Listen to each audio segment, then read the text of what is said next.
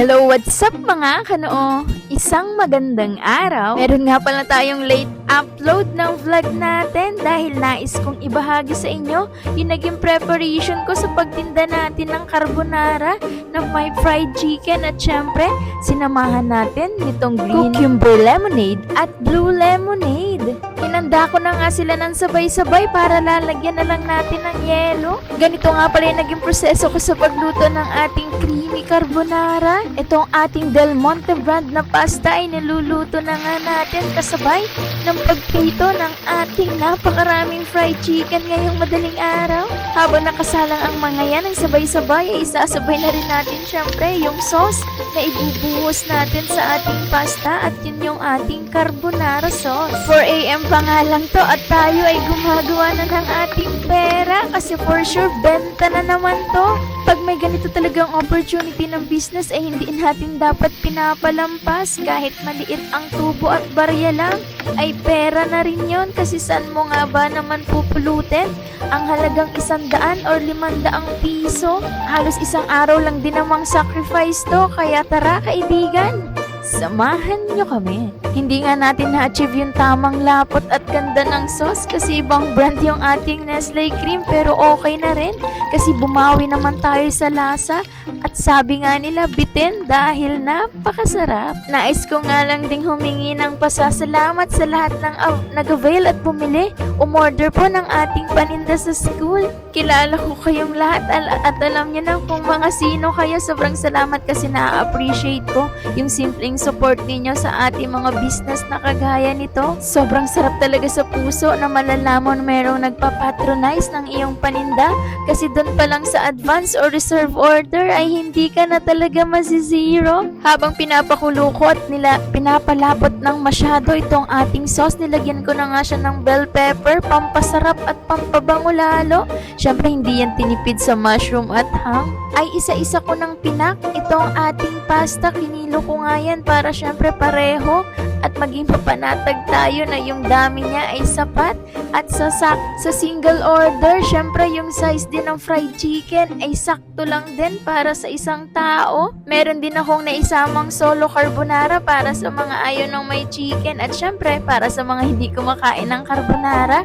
Meron akong dinagdag or naligaw na 3 spaghetti dito na talagang sweet style. Imagine sobrang creamy na at sobrang saucy ng ating pasta tapos nilagyan pa natin ng napakaraming cheese sa ibabaw. Grabe yun. At dahil tapos na tayong mag-pack ng ating mga pasta ay sinunod ko na itong ating lemonade. Nilagyan na po natin ang ice cube at isa-isa po nating isisil. Napakaganda tong itinda kasi hindi tayo magwo-worry na matatapon yung laman niya kahit nakataob or nakatagilid siya kasi siya ay sealed at secure na secure.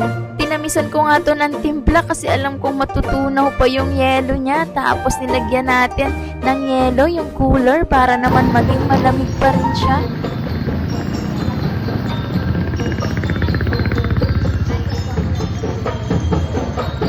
At after nga maihatid natin sa kantin ay andito na tayo maghihintay sa delegation. Iba't ibang bayan dito sa ating isla or probinsya ng Marinduque na binubuo ng 6 na bayan. Sobrang excited nga kami dito kasi minsan lang mangyari na dito gaganapin sa ating bayan ng Buena Vista ang ganito kalaking event kaya talagang naghanda po kami at lahat ng ito ay para sa inyo. Welcome po sa Buena Vista District. Gagawin po namin ang lahat ng aming makakaya para maging masaya at ma-welcome po kayo dahil nga ito yung ginanap na Marinduque sa Olympics 2025.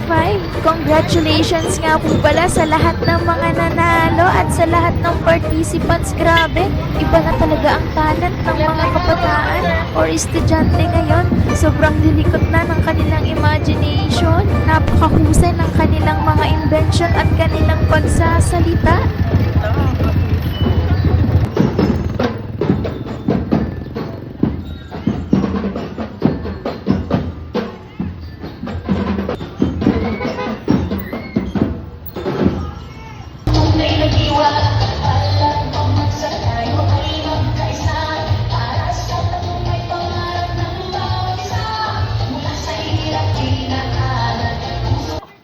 Gab!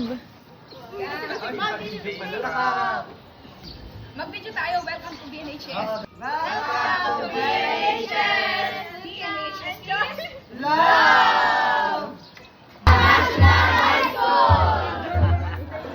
At pagkatapos nga ng maikling programa sa Buena Vista Covered Court ay nag-proceed na po tayong lahat dito sa ating minamahal na paaralan. Hanggang sa muli, maraming salamat sa panonood.